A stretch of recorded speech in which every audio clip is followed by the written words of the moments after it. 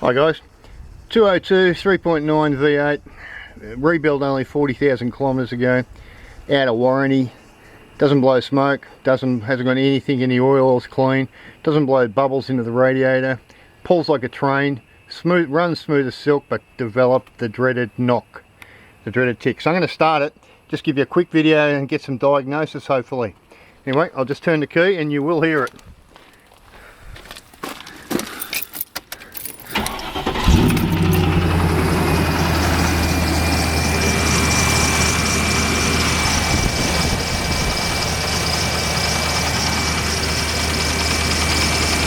The knock starts from cold, doesn't get a great deal worse, so it doesn't warm up the tick, it just sort of makes this noise from cold.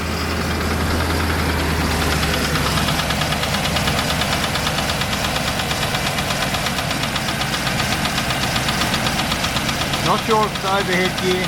Had a local mechanic tell me that it was a big end gone, but we all know that overhead gear, rockers,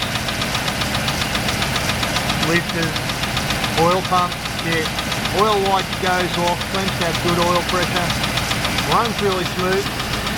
The weird thing is, you can hear it now, the weird thing is it's actually, like a lot of guys on the forum have had, the noise seems to get louder underneath. Now I'm going to put it under.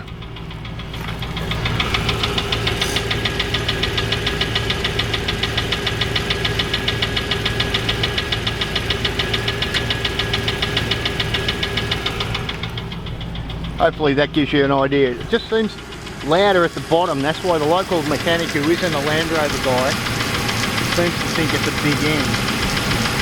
It's running bloody smooth though. Only got 40,000 k in it. It's got top hat sleeves in it already. The engine was rebuilt and top hat sleeves were put in. So a slip sleeve really is not probably going to be the issue. But after a bit of advice,